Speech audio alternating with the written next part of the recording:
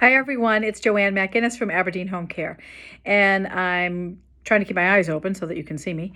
Not that I'm tired, it's just, funny when you're doing these little self videos. I want to talk today about our part 3 of our spirit, mind, and body self-care, self-inventory that we've been talking about and posting about and putting on our website, and I've been doing radio shows on it and all the rest of it.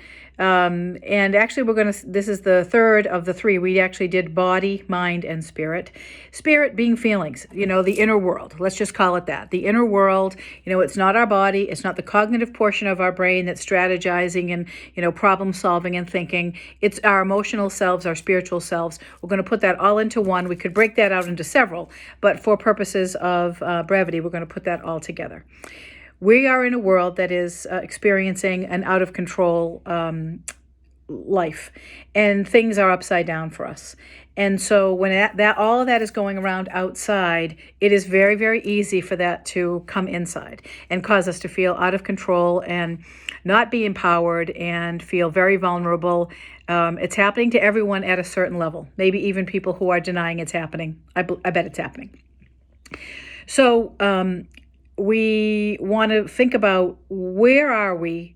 How can we attend to ourselves if we don't really know where we're at? So as well as with the body and the mind, the cognitive portion of our mind, I want to encourage a self-inventory and taking inventory about, what are my feelings and where am I at emotionally and spiritually with all of what's going on? Am I feeling vulnerable? Am I feeling confident? Do I feel helpless? Or do I feel prepared? Where am I on that great, continuum of afraid, worried, and panicked? And do I feel trusting or suspicious in the information that I'm getting? I think a lot of people are starting to feel as though early on in the coronavirus pandemic across the globe, that there were countries that were underreporting the impact that it was having because they didn't want to appear ill-prepared or not in charge or not powerful. And so now that, it's in the United States and it's coming up, at least on the East Coast, in New England, it's coming to what we consider to be the apex, or the highest point of impact for us in these next couple of weeks. We are thinking, gee, what is being reported to us? What is safe? What is not safe? We were told, for instance, not long ago, that a fabric mask was going to be perfectly fine for you to wear to be protected. And now we're told that's not the case, that you need an N95 mask, which might look like this, which might look like this. And if you don't have a mask at all, how vulnerable do you feel? Well, we just got news that the first grocery store employee has died of COVID-19 who was still working 10 days ago. And this is devastating news, but we all have been to the grocery store and we've all seen that nobody is wearing gloves or any kind of mask. Very few workers are wearing this kind of protective gear. Maybe some of the patrons, some of the customers are. I certainly am. I hope you are. But a lot of people are not. So where are we at in terms of how this is impacting us inside? Have we become unable to sleep? Are we more agitated? Are we more short-tempered? Are we going back to habits that aren't helpful? Are we eating wrong things, drinking wrong things, not getting any exercise? Are we craving the comfort foods, the comfort lifestyle that makes us feel better, even if it's not in our best interest? Coping mechanisms are, sort of all across the map right now, and people are doing maybe on their fallback, what they do when they're in crisis. So when we take inventory of our feelings and we sort of know what we've got going on, it helps us to manage our attitude.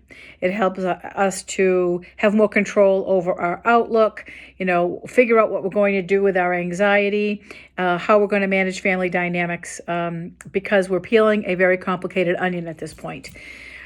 It's difficult to live in this kind of sterile bubble and think everything that comes into your home now needs to be sterilized, and that causes fear. I think it's important to have a little anxiety. Anxiety in itself is not a bad thing. It's what motivates us.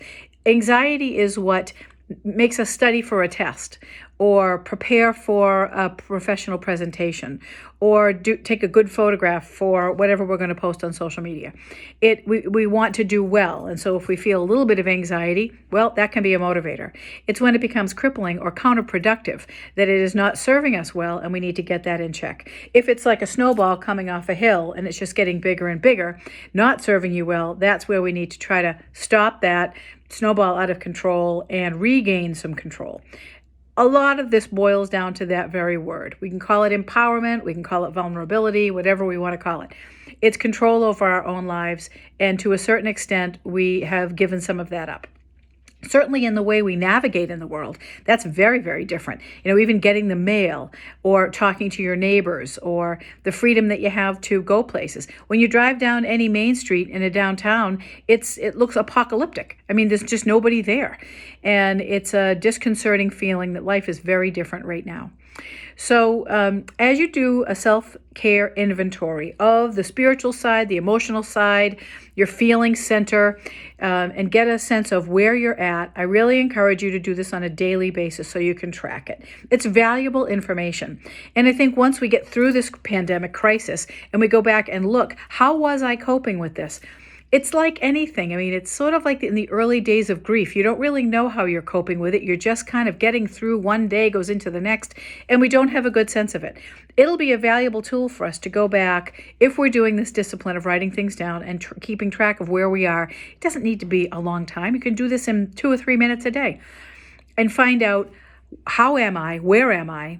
How would I like to be feeling better or functioning better? And then what can I implement to make myself be in a better place? It could be very simple. It could be from taking 1 5-minute walk to taking 2 5-minute walks. It could be, I'm going to try to drink twice as much water today as I drank yesterday. There's so many smaller interventions that really go a long way in making us feel better. But sometimes you don't think about it until you actually see what you're doing, what your practice is. So paying attention to ourselves, putting the proverbial oxygen mask on ourselves before we try to help anybody else is a truism, and as is knowing where we are so we can know how to help ourselves.